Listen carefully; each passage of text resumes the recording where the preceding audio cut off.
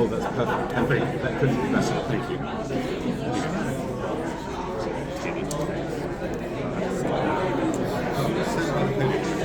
Yeah, I'll do that.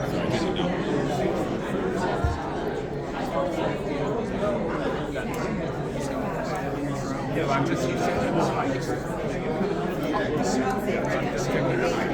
By the podium. okay. By the podium.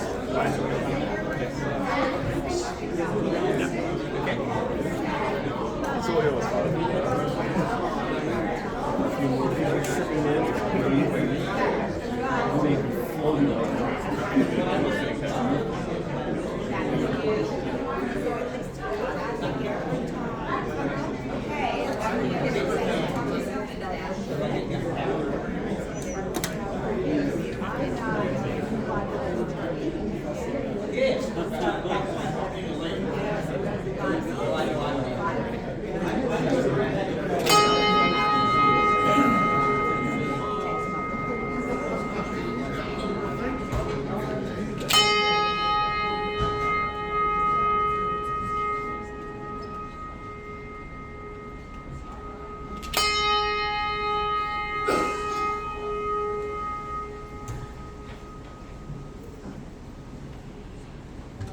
Well, good morning. Good morning. Hope everyone is pleased to be here because this is certainly the day that the Lord has made, and because of that, we will do what? Rejoice and be glad in it. I mentioned to the dean when he and Fletcher arrived, I think it was Jiminy Cricket, who said, when you wish upon a star, makes no difference who you are, anything your heart desires will come true. We mentioned it's been close to a year when I guess I put a dream out into the universe to have this great scholar, this preeminent theologian of the 21st century, to come back to the States, to Oklahoma, of all places, and then to visit a church that is under the name of St Augustine of Canterbury. I know the dean will make some comments about it. We didn't know whether the dream would even be possible, certainly become a reality, but you are living witnesses of the fact that God's Spirit not only blows over Oklahoma, but indeed blows on the church and brings about new life, beginning of new things.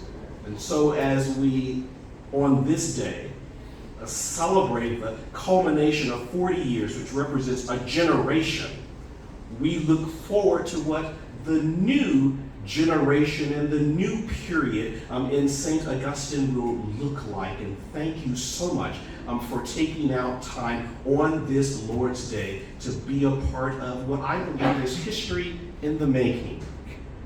We're blessed, and indeed it is my esteemed joy and privilege to introduce and present the very Reverend Dr. Robert A. Willis, who was the sometime dean of the Mother Church of the Anglican Communion.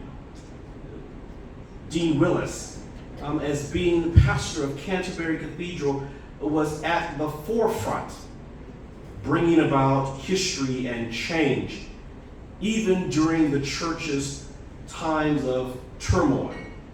Before being the dean at Canterbury Cathedral for some 21 years, he served as dean of Hereford Cathedral from 1992 to 2000. It was during his time as serving as the dean of Canterbury Cathedral that the cathedral, as well as churches around the world, suffered that pandemic. And because of his insight, as well as the insight of his beloved spouse, Fletcher Banner. Fletcher, please stand so we can greet you.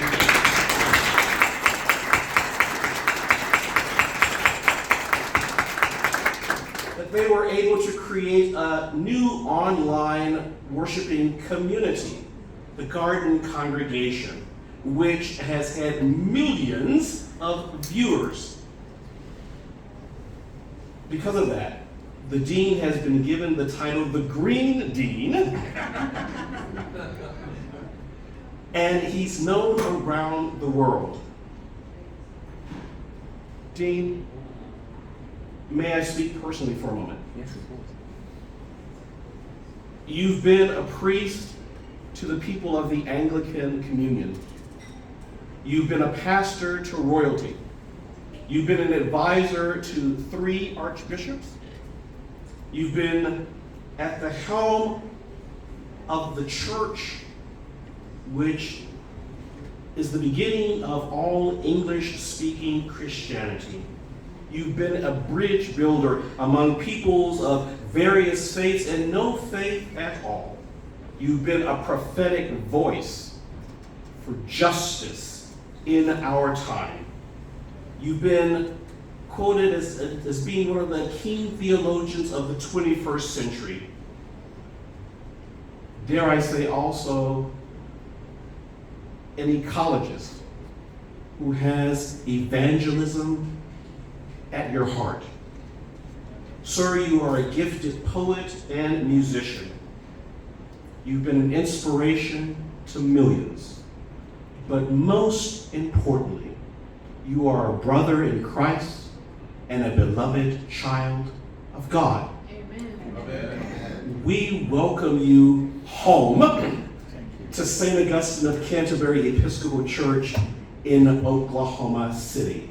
I invite you to welcome the very Reverend Dr. Robert A. Willis.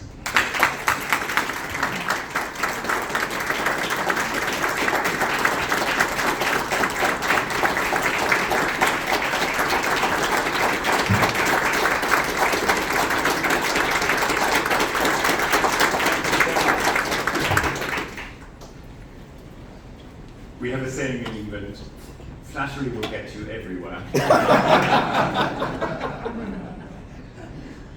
It really is so good to be here, and I'm speaking for both of us. We came here, I think, on Wednesday, and we've had such a wonderful introduction to many things already.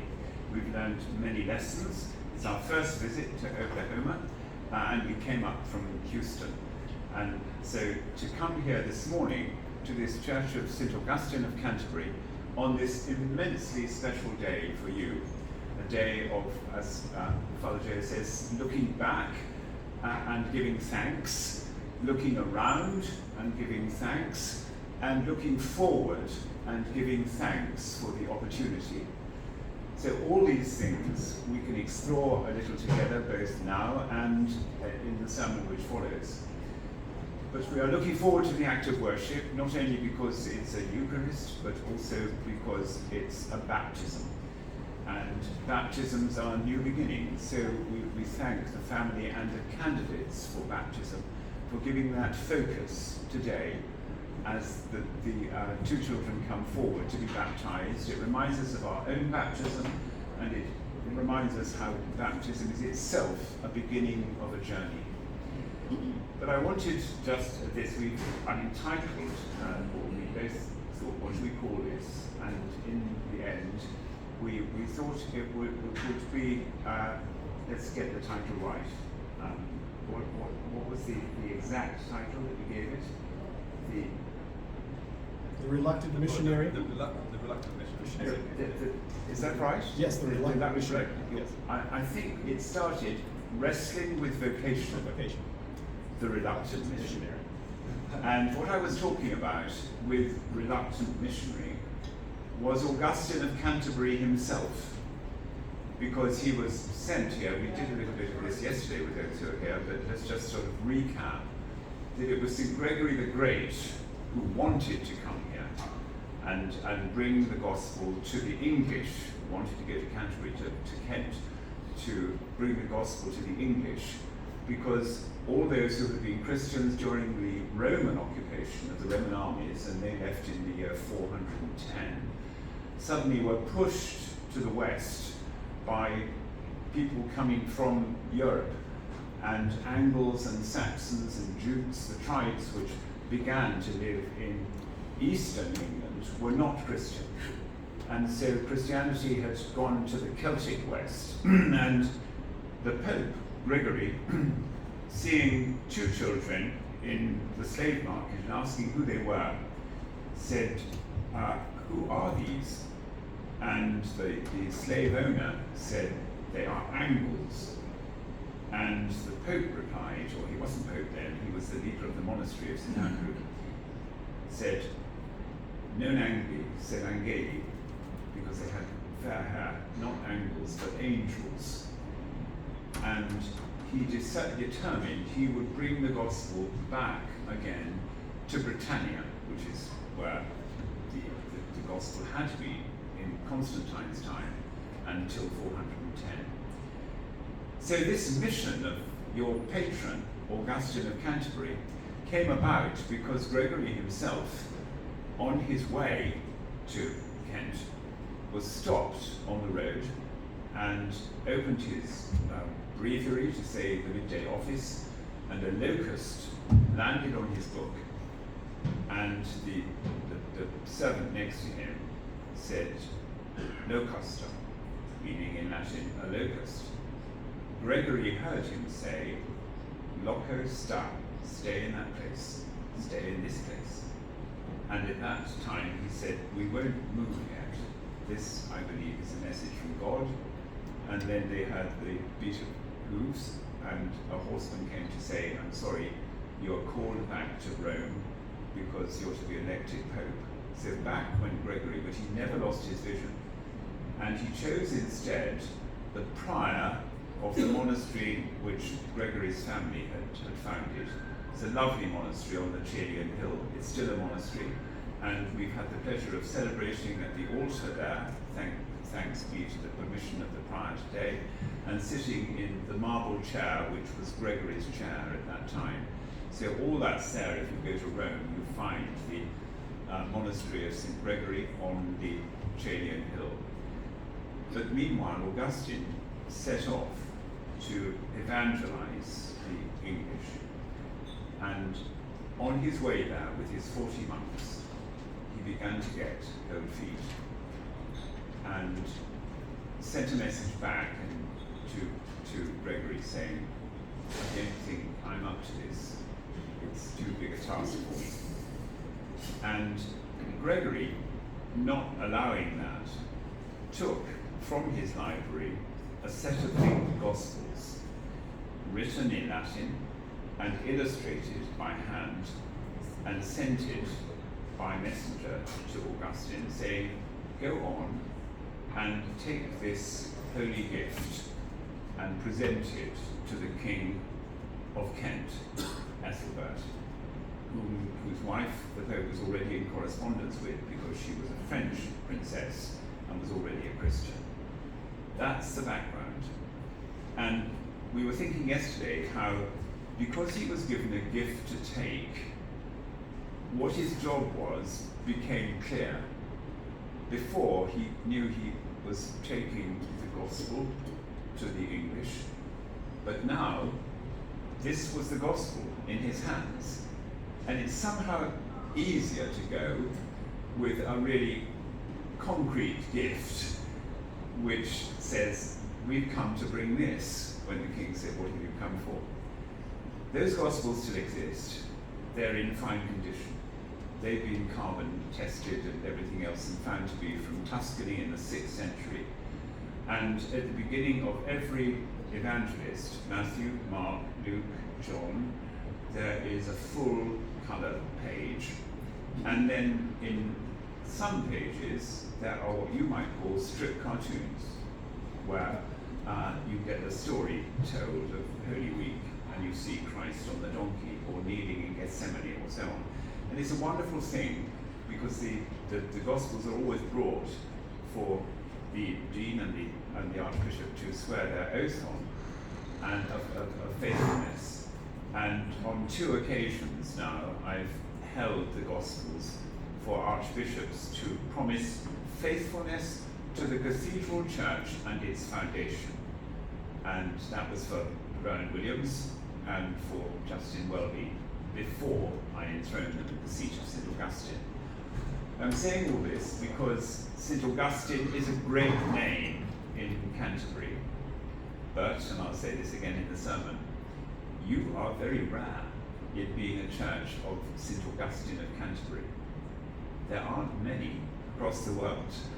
And it's a wonderful thing for us to come. Canterbury isn't the Cathedral Church of St Augustine of Canterbury, it's the Cathedral Church of Christ in Canterbury, and Augustine served it.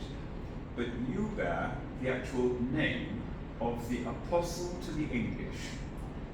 And it was that made Canterbury Cathedral, in current times, the mother church of all Anglicans and Episcopalians. But really, it's the mother church of all those who speak English, because there are many who worship in different denominations, and we've met so many of them in this town in wonderful conversations this week, and they are speaking in English, and at the root of that was Augustine himself, the apostle to the English. So, wrestling with vocation. Now, vocation is a fairly big word, and it simply means a calling. When you hear the word vocation, you're likely to think, especially in this kind of context, of people who wear one of these, a vocation to the priesthood. My first vocation was to the diaconate, and every priest sitting in the room will have had that vocation first. And the diaconate is a vocation of service. The first thing you do is to serve. And it is a lovely thing that one finds the word diakonos first used in St John's Gospel for the waiters who are waiting at the wedding at Cana of Galilee, where Jesus performs his first miracle, the turning of the water into wine. And you remember how the steward pronounces this: "You have kept the best gift till now, the best wine till now." But it says, when the mother of Jesus says to him, "They've no wine," Jesus says, "What's that to do with me? My time has not yet come." But you know that he's not going to disobey his mother, because I think the Blessed Virgin was a pretty positive person, and he just said that, and she then looked at the diaconoi, the waiters, and said, "Do whatever he tells you." It's a great statement. Do whatever he tells you. And the waiters then poured the water to fill up the jars, and then drew from them to take round. And the steward, when he pronounced it, said he did not know where that had come from, but the diaconoi knew, the waiters knew, that had served. That to me is the beginning of diaconal ministry. But the real emblem of diaconal ministry is Jesus kneeling at the feet of his disciples, washing their feet at the beginning of the supper table on that last night. And when Peter says, "I'm not worthy," Jesus said, "Just let me serve you." And that is the essence of all diaconal ministry and priestly ministry and episcopal ministry, but vocation is not any way confined to that. Vocation can be something given to anyone, and it means you suddenly feel, that's the verb, is to call, a calling to do something. And to have that calling is sometimes something you kick against. And I think that the most common reaction when a calling is given in the Old Testament and the New Testament is, "What, me? Can't you find somebody else?" If you read the fourth, I think it's the fourth chapter of the book Exodus, you find Moses having run away from his place because he's frightened. He had been a prince of Egypt, and he runs away. And when he's asked at the burning bush to go and pronounce to the Pharaoh, "Let my people go," his first reaction is, "What, me? Being sent to the Pharaoh? Can't you find someone else?" He literally says that to God. And God said, no, it's you. And he said, well, how will I do it? And God says, well, I will be with you. That happens so often with the vocations in the Old Testament, and then I will be with you. And then that's still not enough. He says, it's a really powerful little punchy lesson, this, in terms of chapter 4. He says, but I'm not very good at speaking. I'm not very good with words. And God is not to be got round that way. He says, look, I've just called your brother Aaron to come and meet you. He's really good at speaking, and I'll send you both.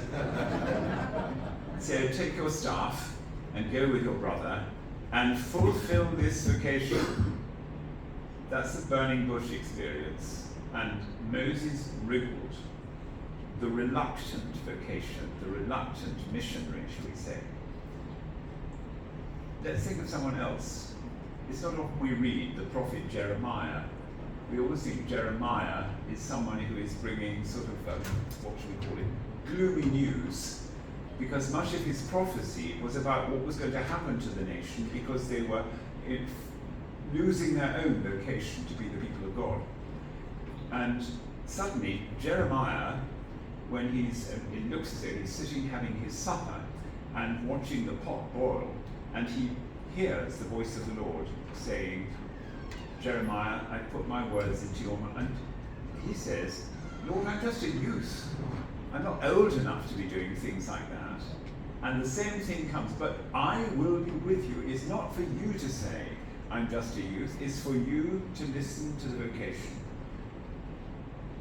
Now, what I'm saying here is that many of us, in different stages of life, find ourselves filled with creative gifts which we didn't know we had, and how others help us to fulfill a new vocation to help people. Now, I'm thinking at this time of an elderly lady whose husband had died, and until then, everything had been governed by her relationship with him. If you went to eat with them, the husband would set the tone of the conversation, and Mary would serve.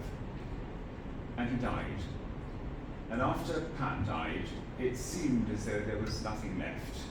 And Mary would sit at home and feel that she, and people would say, oh, that's Mary, Pat's widow. And we persuaded her to come on a journey to a monastery at Prinish with members of the congregation. This was when I was a parish priest in Wiltshire at Tisbury. And she came, and we lost her for a bit. And we found her talking to a monk in the glazing shop and the glass blowing shop which the monks did there. She was sitting by him, and he was showing her how he scratched and engraved on glass with a diamond tool. And when she rose to go, he had shown her how he did it. And then he reached and said, take this, try it yourself, and gave her a diamond tool. So Mary came home and bought at a jumble sale in the village some old glasses, just tumblers, and when she got home she put the pattern of what she wanted to do inside the glass so you could see through it, and began to scratch with the little diamond-shaped tool. She was 80 years old, and she realized she was fairly gifted at this, having done nothing like this before, but she was copying the pattern. And gradually she began to give people little gifts with emblems which might be of their garden or something of that sort to them. And people would then go to her and say, could you create this for me? I'm giving a gift to. Suddenly she was no longer Mary, poor Mary, the widow of Pat. She was, but do you know Mary? She's the one who creates those most wonderful glass tumblers with the lovely insignia on them.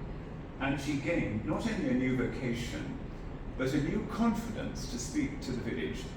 And she would go out then, and people would stop her in the road and say, oh, we saw the lovely tumbler you made for so-and-so, And we so admire your skill. It was a skill she didn't know she had until she was 80 years old, and a 20-minute conversation with a monk at Greenwich, and the generosity of the monk in saying, you could do this, actually changed her life. That was a well-embraced vocation which suddenly came, but it was a vocation of service, because people would go to her for gifts on wedding anniversaries and things like that to give one another. You can think of stories like that in the same way. But then let's go to the New Testament for a moment, and we're thinking of this vocation, which is a hard one to wrestle with. Think of St Mark. Now, Mark first appears in the Acts of the Apostles when his uncle, Barnabas, suggests that he comes with Paul on their missionary journey. And I can imagine that young Mark, and Mark is shown in the Acts of the Apostles as the son of the woman who owned the upper room that the apostles were in. So you can make all kinds of conclusions about how Mark might appear in different parts of the Gospel even. But at the same time, this was Mark, the nephew of Barnabas, who was, I can imagine, really proud to be going with Barnabas and Saul, as it then was, off on their first journey. And we're told that he'd not been long with them when everything became a bit sort of hostile, and it was a rough journey and everything else, and it was said just in a sentence, but here John Mark, as he's called, left them. Failed vocation, you might call that. But later on, Barnabas waits his time, and when Paul and he are setting out again, he says, I think we might choose this moment to give John Mark a second chance. And the answer was from Paul, absolutely not. We absolutely are not doing this. He failed us once, that's it.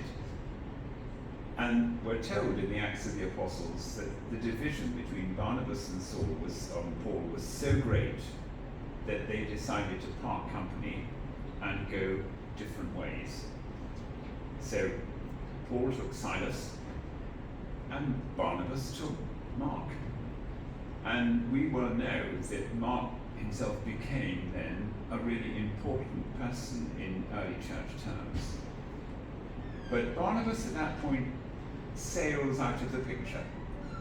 And I'm sorry about that, though many friends of mine, and I'm happy to accept that, believe that Barnabas was the writer of the Epistle to the Hebrews, because Barnabas was a Levite, and it's full of the kind of words that someone of the Levitical council would use.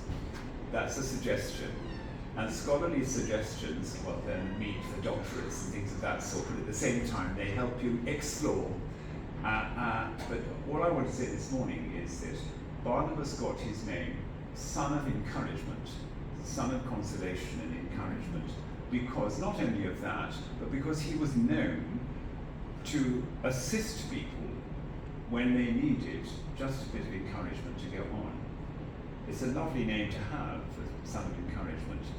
But St. Paul must have had some questions, because of course when he had been the persecutor of the Christians and first made himself known to the Christians there, it was Barnabas who, despite all their fears, stepped forward and took him by the hand and said, welcome.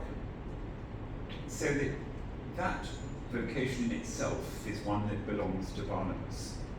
For vocation is a many-patterned exercise, and in fulfilling vocations, you find that a whole tapestry of life is shown in different colours. Now today I'm looking at a whole tapestry of life of the Church of St Augustine of Canterbury here in Oklahoma. And believe me, it's a very attractive picture. And when we go into the church itself, we shall have an even bigger picture of the diversity, both in age and background and the way that all our families have brought us to this moment in history, when we focus today with Father Joseph and with the worshipping congregation of St Augustine of Canterbury, with all the creative gifts. Lovely Scott has even written a new tune to one of my hymns, so we've called it Wonscombe, because Wonscombe was the channel, the clear water channel, which flowed down to allow people to access up into Kent itself. So water saying welcome to St Augustine of Canterbury on that journey, which he was so frightened to make, and then did. And thank God he did, because he had a great influence in what we're doing today. So think around, and when we're at the altar today, just think back of the steps that brought you to this particular place. Because in a sense, it's vocation to be members here this morning, which have brought us here. But many people, and I speak for myself as well, many people, many of whom have gone to glory, have brought us to this place. Give thanks for them. And as you give thanks for them, just pray to God for the way forward for you. You might be thinking, oh, it's absolutely clear. God has many surprises for us. And at any moment, someone like the monk with his 20-minute conversation and the diamond-shaped tool might appear in your life. And that would take you on another step. And never think, I'm too young, I'm too old, I'm not very versed in speaking, I've got no gifts. Never think that. For there's only ever, in all human history, been one of you. And God created you for a particular purpose. And that purpose might not be revealed to you, but even until the life beyond, when the words, well done, good and faithful servant, will be uttered.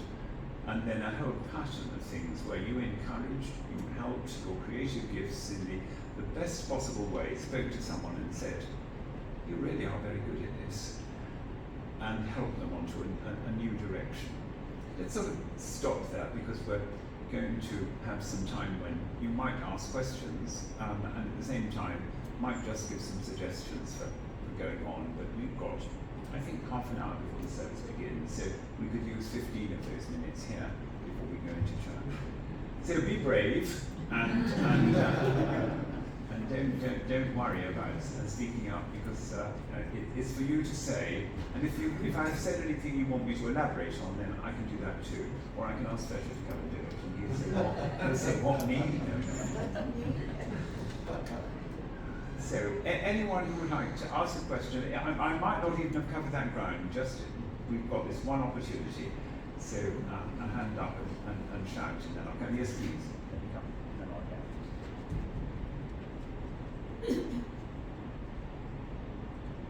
I am not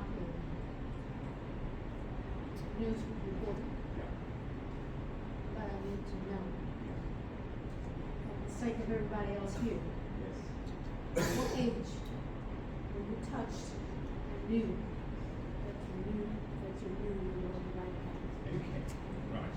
Can you repeat the question? Yes, I'll repeat the question. The question is, how old was I when I knew I was on the right path? And let me respond to that by saying, I still don't know that I know that I know that I'm the right path. But on the other hand, I will answer the question, I promise. On the other hand, I had very faithful and really devout parents, and they were of a very different character. My father was a man of sort of ramrod integrity and very faithful worship patterns. And my mother was a musician and had a massively forgiving heart and an embracing personality, who was always ready to give people encouragement wherever, and really the softest of hearts. I had stayed with the church mostly because of music, and the regularity of the Sunday sacrament, that the receiving of the sacrament on Sunday sort of kept me there in university years to begin with. And I was all set to go for a career as a diplomat in the Foreign Office, and went one summer vacation for, so I'm how old am I then? Maybe 19, to the Foreign Office to spend a month there. And on the way back from, it was a Sunday evening, and I was coming from Paddington Station to Bristol Temple Meads, which is the long Great Western Line, and I looked out of the window at the sunset and thought, actually, I think I don't want to be a diplomat. And I went to see my own parish priest the next morning at home, and he was a wise man and said, now finish what you're doing in study now, because vocations don't go away, and if it's a real vocation, it will still be there, and then after that, if the church decides that that is the vocation, then we get your theology up to the level of your history and politics, because so many people have great skills in the job they do, but their theology has stayed at Sunday school level. And no harm in Sunday school level, because many of the lessons I learned in Sunday school are still with me now, but at the same time, to sift the scriptures needed a different kind of thinking. So I then went on to study theology and then to go to a seminary, and from then on I was on that path. But the church kept turning me from where I was, so that even when I was rector of Tisbury, the Bishop of Salisbury rang up and said, I'm going to second you to the South Sudan because they just finished a civil war and we want to make links with the church there. He didn't say, you are expendable because you don't have a wife and children, but he said, you're an easier person to send out there, and we'll look after your parish with someone coming in. And in those days there was no contact from South Sudan back, and so it was nerve-wracking for my parents because I simply disappeared off the map for a while. But then that gave me a voice in different councils of the church about the Anglican Communion. So later on I found myself working with the Maoris in the South Pacific and going to various different places, working in Tanzania for a bit, seconded, but always coming back to the ministry in England. And then really the church found my vocation for me. But what I learned was that when I felt most satisfied and comfortable, that was when God would uproot me and send me on to something else. And very often I would look at the letter and say, oh no, because I was just happy here. And the letter came to take me on. I really appreciate you making those remarks, because our Joseph, I remember when he got the message Yes. to let go and let God. Yeah, absolutely. And he's still doing it. Yes, please. We love watching your garden congregation with the animals and the flowers. Yes. And for us, it was an upbringing. For us, I'm sure for you in Canterbury, because the age limit and everything. Can you tell us your path after you finished Canterbury and then what you've done?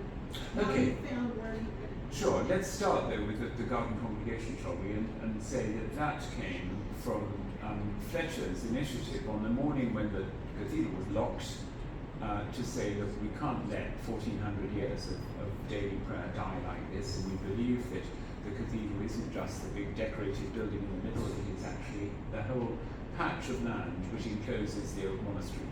And so he said, go into the garden, read matins, the morning office, morning prayer. I'll bring a camera, and maybe one or two people might be helped.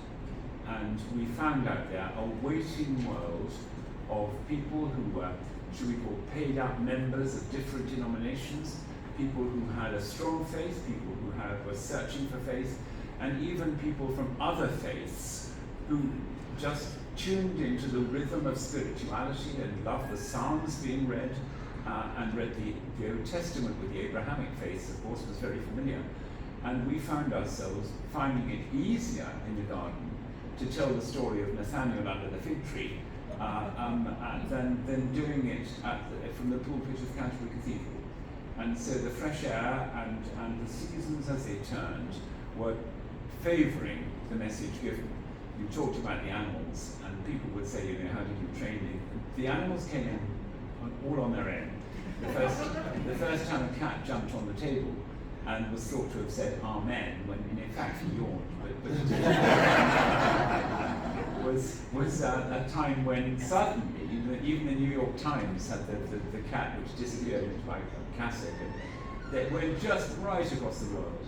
And it was a sense of an entry into how to say simple prayers, but our image was, I mean, the motto which you coined was Unashamedly Christian and unapologetically. yeah, unashamedly Christian and unapologetically open to all, so that nobody was ever made to feel an outsider if they came in and said, I'm not really a church person. We wouldn't. That, of course, they were a member of the Garden Congregation, and the pattern for me was what I would do if I came to your house as the parish priest, knocked on the door, and was paying a visit, and hence the sort of teapot that was always there, showing that the first time you had a cup of tea with someone, that was a real step forward in relationship. But at the same time, you talked about the precious things in their house, which had sacramental value to their relationships. There will be a pot on the shelf saying sort of Lyme Regis or a seaside town along the bottom, and then a huge story would come out saying, oh, well, that's where I met my wife, and we bought that together on the first day we knew each other, all of that. And the precious things that people had, we talked about the news, we talked about anniversaries that were relevant on that day, where wonderful people in the past from all nations had really created or done something which was helping human life in its dimensions. So, and that's how we did it, really. And everything happened that came from that, from, I think, the loneliness of people, and also the shyness of people when once they've fallen away from worshipping. So many of them will get in touch and say, we used to go to church, and we never quite found the way back. And at other times they would ask problems of them, and there was a pastoral ministry going on as well. So that's how it happened. Since then, of course, enormous numbers of people who are Garden Congregation have said, if you're near us, please come and be with us. And so that started a journey for us around the world to different places. We spent a whole month in China between mid-November and mid-December, ending with preaching Advent Sunday in Hong Kong Cathedral to hundreds of communicants with a beautiful rope choir singing lovely things, and the most charming Chinese dean and the chapter there. So all these things have been gracious gifts from God in a direction which one never expected, either of us ever expected. But it has become the most wonderful journey, because we see so many folk, and at the same time they are tender with giving us their own creativity and the story of their own relationships, which is wonderful. And it changes us from day to day. And Odin was exactly the same. It's just beautiful to be here. It's almost our time, but anything else before? Yes, please. We often read here in the States that the English monarch is the head or the supreme governor of the Anglican Church. Yes. Exactly how does that work in practice? Could you briefly explain that? Yes, well, briefly is going to be a hard one, but Henry VIII called himself the supreme governor, the supreme head of the church, and Elizabeth I said, no one is the head of the church save Jesus himself. We are the body of Christ. So that it's the monarch's task to make sure that the church is living up to its vocation and statutes for the nation. And the present king has really had to enter into this task very late in life, and is now, as you know, struggling with a type of cancer, which he's being immensely brave with. Most of my life, or nearly all of it, was in the reign of Elizabeth II. And I remember her coronation. I was a young man sitting on the carpet watching this beautiful princess, as she had been, now in a gold coach with her officer husband. And it gave the nation colour when England was bombed to bits following the Second World War, and we were still on rationed foods, even in 1953. And at that time, she gave heart, but she was always absolutely faithful to her task. So as the person who just was the check on everything, so she could say to the leaders of the church and to the synod, she would come and address the General Synod, and just wish them well and say, you are in my prayers, be faithful to your task to serve the whole English nation. Some may not come to the Anglican Church, some may not go to church at all, but they are your task. And that really is what is meant by the monarch being the symbol of the governance of the church. But certainly she wouldn't be the first to say that Christ himself is the head of the church. And her Christmas broadcasts have been bound into a book by one of the mission societies, and the book is called The Queen and the King She Served. And that's a great title for her reign. You might say as well about the crown provinces and the way that we just received letters. Yes, okay. Yeah. In those days, Fletcher's reminded me, this has changed a bit now, the last two jobs that I've had, Dean of Canterbury Cathedral and Dean of Hereford Cathedral, Hereford is best known for cattle, and we actually found here that the cattle that were brought here from Spain were considered too weak, so they were crossbred with Herefordshire cattle. So there is an Oklahoma contact here. Where was I going with that? The crown appointments, yes. So that in my day, you never ever applied for a job. You just waited for either the bishop to move you, or the crown, if it was a crown appointment, which the two deans were, a letter was simply dropped through the letterbox from the Prime Minister, saying, it's my intention to put your name to the Queen as the new Dean of Hereford, new Dean of Canterbury.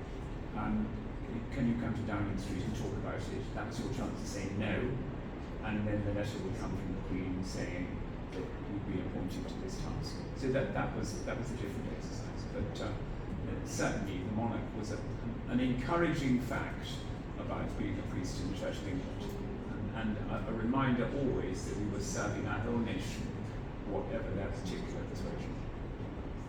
I think we better stop at that point, and I'll continue in the pulpit instead.